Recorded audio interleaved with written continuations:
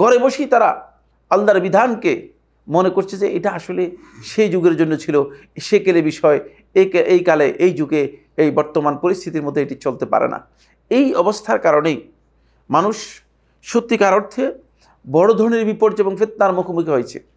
পৃথিবীতে বর্তমানে যেই ফিতনাগুলো রয়েছে, যদি খুব সহজ করে আমরা সেটাকে উপস্থাপন করতে চাই, তাহলে এই যে ইসলাম বিদ্বেষী এবং ইসলাম বিরোধী যে মিডিয়াগুলো আছে, এগুলো অন্যতম ভয়ঙ্কর একটি ফিতনা।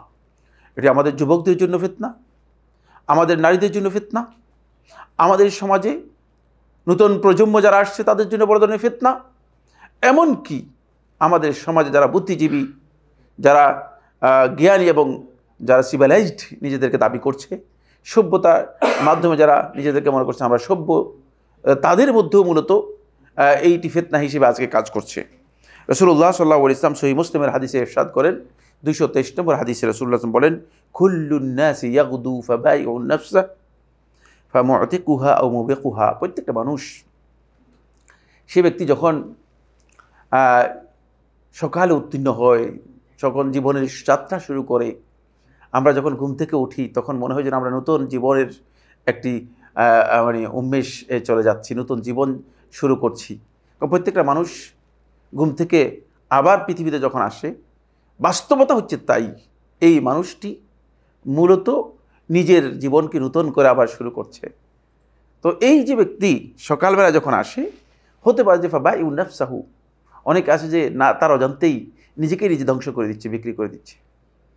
ফামুতিকুহা, হয়তো সে নিজেকে আজাদ করতে পারবে শাস্তি থেকে, অপরাধ থেকে, অন্যায় থেকে, জাহান্নাম থেকে, আও মুবিকুহা, অথবা নিজেকে ধ্বংস করবে। কিভাবে? এই হাদিসগুলো যখন আমরা পড়তাম তখন আমাদের এই হাদিসগুলো অনেকটা কল্পনার জগতে একটা আবহ তৈরি করতো, মনে হচ্ছে কী বিষয় এটি, কী বোঝাচ্ছে। কিন্তু আজকে সেটা স্পষ্ট হয়ে গিয়েছে। সকালবেলা ঘুমিয়েছে ইমানদার ব্যক্তি, আবার সন্ধ্যাবেলায় সে আসলে তার ঈমান নষ্ট হয়ে গিয়েছে। কারণ এই মিডিয়াগুলো তার উপর এমন প্রভাব বিস্তার করতেছে, নৈতিক দিক থেকে তার উপর আক্রমণ করছে, আঘাত হানছে, আকীদাগত দিক থেকে তার উপর আঘাত হানছে, তার উপর আঘাত হানছে তার যেই মৌলিক যে চেতনা আছে সেই চেতনার দিক থেকে, এমনকি তার সাওয়াবিত যেগুলো দ্বীনের মৌলিক বিষয়, যেগুলোতে কোনো ধরনের পরিবর্তনের কোনো সুযোগ নেই, এমন বিষয় পর্যন্ত আজকে মুসলমানদের মধ্যে অনেক লোক আছে যারা প্রশ্ন উত্থাপন করছে অথবা সেটাকে প্রশ্নবিদ্ধ করার চেষ্টা করছে। আরেকটি হাদিস, সেটাও সহিহ মুসলিমের মধ্যে এসেছে, সহিহ মুসলিমের 169 নম্বর হাদিস। রাসূলুল্লাহ সাল্লাল্লাহু আলাইহি ওয়াসাল্লাম বলেন, বাদিরু বিল আমালি ফিতানান, বহু ফিতনা তোমাদেরকে আক্রান্ত করার আগেই তোমরা নেক আমলগুলো দ্রুত করার চেষ্টা করো, কারণ তোমরা নিজেদের পুঁজিটাকে বৃদ্ধি করার চেষ্টা করো। কারণ কাকিতাই লাইলিল মুসলিম, অন্ধকার রাত্রের অমনিশার মতো প্রত্যেকটি কঠিনভাবে ফিতনা মানুষের মধ্যে আসবে। ইউসবিহুর রাজুলু ফিহা মুসলিমান ওয়া ইউমসি কাফিরা, দেখা যাবে যে সকালবেলায় মুসলিম হিসেবে থাকবে, বিকালবেলায় কাফির হয়ে যাবে। আবার বিকালবেলায় সে ব্যক্তি মুমিন থাকবে, আবার সকালবেলায় সে কাফির হয়ে যাবে। ইয়াবিউ দীনাহু বিআরাদিম মিনাদ দুনিয়া, দুনিয়ার সামান্য স্বার্থের জন্য সে তার দিনকে বিক্রি করে দেবে। এই কথাগুলো আমাদের কাছে আমরা যখন পড়েছিলাম, আমরা যখন হাদিসের এই কিতাবগুলো অধ্যয়ন করেছি, তখন আমাদের কাছে মনে হচ্ছিল যেন এটি একটি মনে হয় অনেক অনেক দূরের কথা। কিভাবে একজন ব্যক্তি সকালবেলায় সে মুমিন থাকবে, সন্ধ্যাবেলায় কাফির হয়ে যাবে? কিভাবে একজন ব্যক্তি সন্ধ্যাবেলায় ইমানদার থাকবে, আবার সকালবেলায় সে ব্যক্তি কাফির হয়ে যাবে?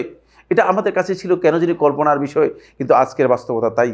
আমরা আজকে লক্ষ্য করতে পারছি যে মিডিয়ার এই ফিতনার কারণে, আজকের এই অনলাইনের এই ফিতনার কারণে দেখা যাচ্ছে যে একজন ব্যক্তি সকালে একজনের প্রতি তার ভালোবাসা ছিল, সকালে একজনকে সে ব্যক্তি মনে করতে যে এই ব্যক্তিকে আমি দিনের জন্য অনুসরণ করতে পারি, কিন্তু সন্ধ্যাবেলায় সে ব্যক্তি সম্পর্কে তার কনফিউশন তৈরি হচ্ছে, সে ব্যক্তি সম্পর্কে তার ঘৃণা তৈরি হচ্ছে, বীতশ্রদ্ধ হয়ে যাচ্ছে, এমনভাবে কালার করে দেওয়া হচ্ছে, এমনভাবে তাকে কী করা হচ্ছে, ট্যাগ লাগানো হচ্ছে। এই বিষয়গুলো আমাদের কাছে এখন স্পষ্ট হয়ে গেছে যে মিডিয়া আসলে মানুষের নৈতিকতার উপর বড় ধরনের প্রভাব বিস্তার করছে, মিডিয়া মানুষের আকীদা বিশ্বাসের উপর বড় ধরনের প্রভাব বিস্তার করছে, মিডিয়া মানুষের একেবারে মূল্যবোধের উপর আঘাত হানছে। এই কারণেই আজকে আমাদেরকে মিডিয়া সম্পর্কে জানতে হবে। এই যে মিডিয়া এবং অনলাইন, এর সবচেয়ে বড় টার্গেট ছিল আমাদের দুটি জিনিস। মুসলমানদের জন্য এই দুটি জিনিস হচ্ছে তো অত্যন্ত সফট কর্নার, অত্যন্ত সফট দিক ছিল, এই দুইটাকে তারা প্রথমে টার্গেট করেছে। এই টার্গেট তারা অনেকটাই বলা যেতে পারে মুসলিম সমাজগুলোতে, মুসলিম রাষ্ট্রগুলোতে এর অনেকটাই তারা বাস্তবায়ন করতে সক্ষম হয়েছে। কারণ হচ্ছে তারা ব্যাপকভাবে মিডিয়ার মাধ্যমে এখানে ভয়ঙ্কর আঘাত এনে আনতে পেরেছে।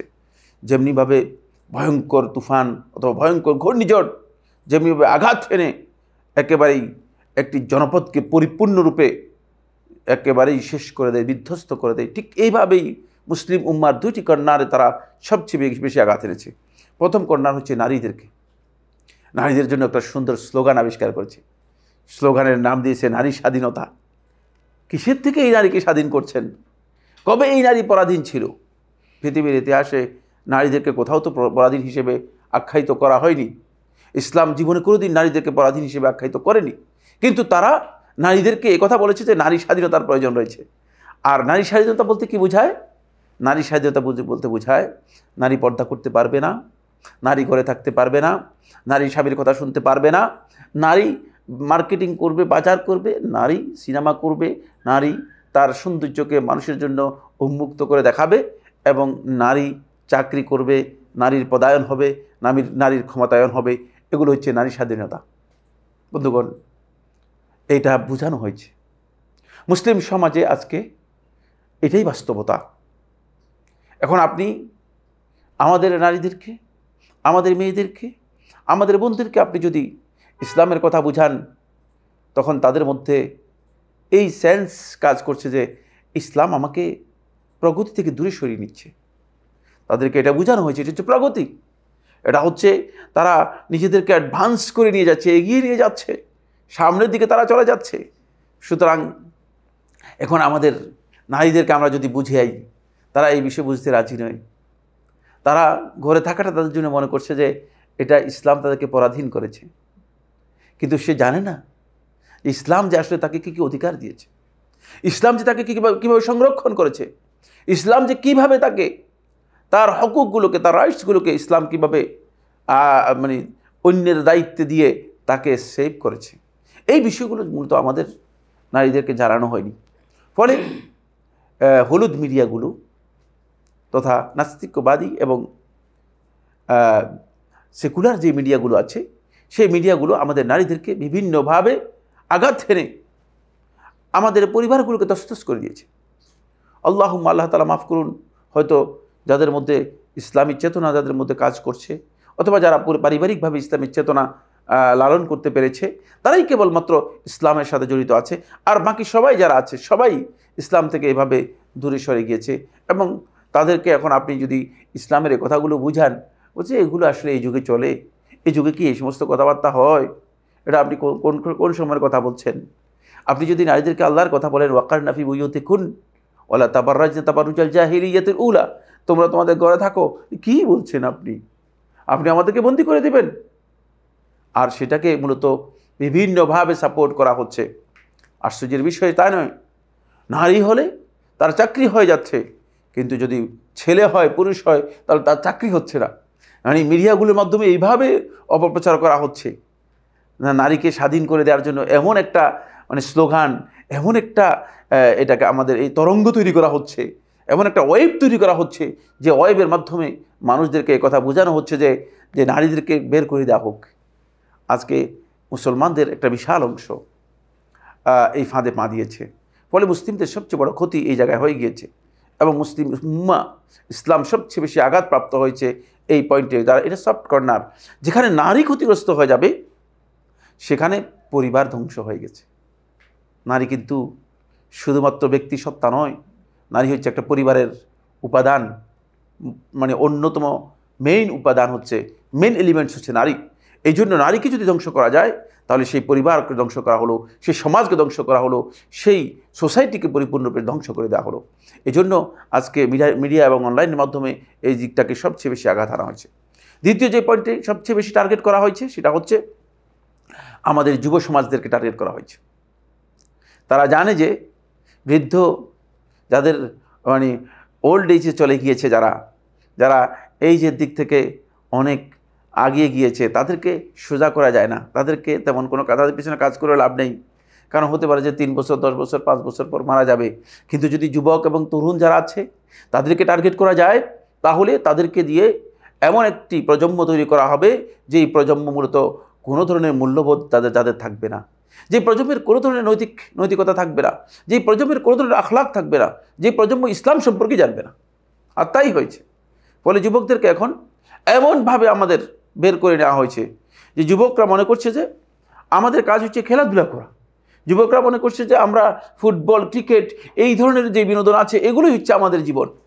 কিন্তু তারা জানে না যে যুবকদের একটা পাওয়ার ছিল, যে পাওয়ার দিয়ে যুবকরা গোটা বিশ্বকে ইসলামের বক্তব্য গোটা বিশ্বের সামনে তুলে ধরতে পেরেছিল, গোটা বিশ্বের কাছে ইসলামের মিশন যে দাওয়াত রয়েছে সে দাওয়াত নিতে পেরেছিল।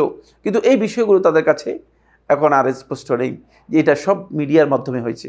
মিডিয়ার কারসাজি আমাদের সমাজের মধ্যে এমনভাবে এসেছে, মিডিয়া এমনভাবে আমাদের সমাজের উপর আঘাত এনেছে যে আমাদের সমাজের মানুষগুলোকে, আমাদের সমাজের যুবকগুলোকে তারা এমনভাবে বিকৃত করে দিয়েছে যে যুবকরা এখন ইসলামের ব্যাপারে তাদের বিভিন্ন প্রশ্ন, ইসলামের ব্যাপারে তাদের বিভিন্ন ধরনের কথা, যে তাদের ইসলামকে এত কঠিন করে দেখার কারণ কি, ইসলামকে এত কঠিন কি না, ইসলামকে সহজ করা যায় না, ইসলামকে কিছু কাটছাট করা যায় না, ইত্যাদি ইত্যাদি প্রশ্ন যুবকদের মধ্যে এখন বিরাজ করছে একটি মাত্র কারণে।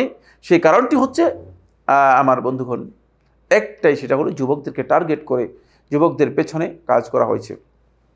এবং এই যুব শক্তিকে, এটা একটা পাওয়ার, আল্লাহ সুবহানাহু ওয়া তাআলা কোরআনে কারীম মধ্যে এটাকে শক্তি বলেছেন। এই পাওয়ারটাকে এমনভাবে নিস্তেজ করে দেওয়া হয়েছে যে এরা শুধুমাত্র এখন ভোগবাদের দিকে, বিলাসিতার দিকে, এমনকি প্রেম, পরকীয়া, অবৈধ অনৈতিক সম্পর্কের দিকে তারা ধাবিত হচ্ছে, যেটা ইসলামে কোনোভাবে অ্যালাউ করে না। এই সবটাই মূলত একটি মাত্র কারণে, সেটা হচ্ছে এই যে মিডিয়ার যেই করাল আঘাত এদের উপর, আমাদের উপর হেনেছে, ইসলামের উপর আসছে, সে আঘাতের কারণে মূলত আমাদের যুবকদেরকে আমরা হারিয়ে ফেলেছি।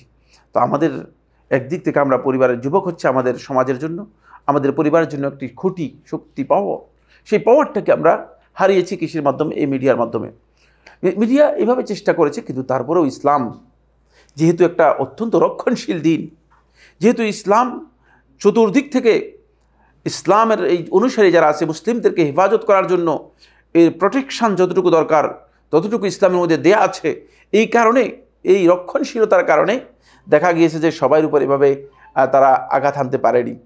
ফলে তারা ইসলামের বিপক্ষে তারা বিভিন্ন ধরনের কৌশল অবলম্বন করেছে। তার মধ্যে প্রথম যে কৌশলটি তারা অবলম্বন করেছে সেই কৌশলটি হচ্ছে তারা ইস্তিশরাক ওরিয়েন্টালিস্ট সিস্টেম, একদল লোককে তারা তৈরি করেছে যারা ইসলামের বিভিন্ন ভুল এবং বিচ্যুতি মানুষের সামনে তুলে ধরবে, আর সেগুলোকে বিভিন্নভাবে প্রচার করা হবে মিডিয়ার মাধ্যমে। মুসলমানদেরকে তাদের মূল চিন্তাধারা থেকে, মূল আকীদা এবং মানহাজ থেকে, মূল মূল্যবোধ থেকে বিচ্যুত করার জন্য তারা এই ধরনের কিছু জিনিস আবিষ্কার করছে। তাদের আবিষ্কারের অন্যতম একটি হচ্ছে তারা এখানে কাদিয়ানীদেরকে মানুষের সামনে তুলে ধরেছে, তারা এখানে কোরআনী ফেরকা রয়েছে তাদেরকে তুলে ধরেছে, তারা এখানে আকলানি ফেরকা যারা নিজেদের শুধুমাত্র আকলকে অগ্রাধিকার তাদেরকে তুলে ধরেছে, তারা এক প্রকারের দার্শনিকদেরকে বের করেছে যে তারা দর্শনের মাধ্যমে ইসলামের যে মৌলিক বিষয়গুলো আছে সেগুলোকে যুক্তি দিয়ে বিকৃত করার অপচেষ্টা চালিয়েছে। ফলে দেখা গিয়েছে যে এগুলো ব্যাপকভাবে আমাদের সমাজের মধ্যে প্রচার প্রসার করছে। এমনকি বড় আশ্চর্যের বিষয় হচ্ছে যে তারা এই মিডিয়াগুলো, তাদের মিডিয়াগুলোতে ইসলামের এই বিরুদ্ধে অপপ্রচার করার জন্য তাদের মিডিয়াগুলোতে তারা সুফিজমকে পর্যন্ত স্টাবলিশ করার জন্য সুফিজমের পক্ষে তারা বিভিন্ন ধরনের প্রচারণার কাজ করে যাচ্ছে। কেন সুফিজমের পক্ষে প্রচারণার কাজ করছেন? তার কারণ হচ্ছে তারা জানে যে কোনটা আসলে সঠিক ইসলাম, কোনটা সঠিক ইসলাম নয়, এই বিষয়টি তাদের কাছে জানা রয়েছে। ফলে তারা এইভাবে ইসলামকে আঘাত হানার জন্য চেষ্টা করছে যাতে ইসলামের মৌলিক বিষয়গুলোর মধ্যে একটা কনফিউশন তৈরি করা যায়, ইসলামের মৌলিক চেতনাগুলোর মধ্যে মানুষের কাছে একটা সন্দেহ তো সংশয় সৃষ্টি করা যায় এবং মানুষগুলো ক্ষতিগ্রস্ত হয়। এটা দীর্ঘদিন পর্যন্ত করেছে। তারপরেও আমাদের ওলামায়ে কেরাম, আমাদের ইসলামের দুআত যারা আছে, আমাদের যারা ইসলামের যে স্কলার যারা রয়েছে, তারা তাদের সকল প্রকার প্রচেষ্টার মাধ্যমে ইসলামের যে সহি বক্তব্যগুলো আছে সেগুলোকে তারা মানুষের কাছে যখন বিভিন্নভাবে তুলে ধরার চেষ্টা করেছে এবং দাওয়াতি কাজকে তারা যখন বেগবান করে শুরু করেছে, যখন ইউরোপ দেখতে পেয়েছে যে তাদের দাওয়াত, ইসলামের এই অব্যাহত দাওয়াত যদি এভাবে চলতে থাকে, তাহলে হয়তো আগামী 10 বছরের মধ্যে আমেরিকার মতো দেশে হয়তো হতে পারে যে মুসলিম সংখ্যাগরিষ্ঠ জনপদে পরিণত হয়ে যেতে পারে।